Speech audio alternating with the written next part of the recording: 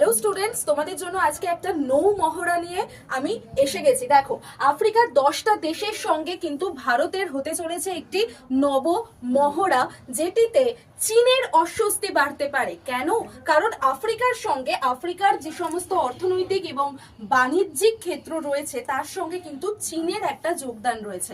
অর্থাৎ চীনের সঙ্গেই এতদিন কিন্তু আফ্রিকা যুক্ত ছিল বিভিন্ন বাণিজ্যিক বলো, অর্থনৈতিক বলো, সমস্ত ক্ষেত্রে।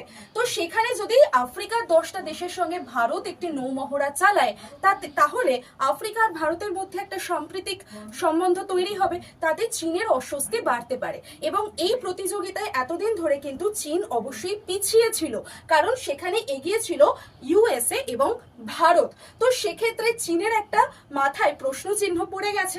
এবার দেখে নিই যে এই কর্মসূচি আমাদের কোথায় হচ্ছে।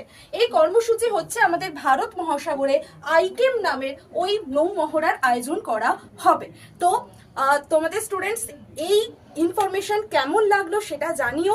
আর তার সঙ্গে সঙ্গে তোমরা আড্ডা 24/7 বেঙ্গলি চ্যানেলে কিন্তু আমার দুপুর 2টোর সময় যে ক্লাস থাকে জিকে জিএস এর ওপরে, সেটা করতে একদম ভুলো না।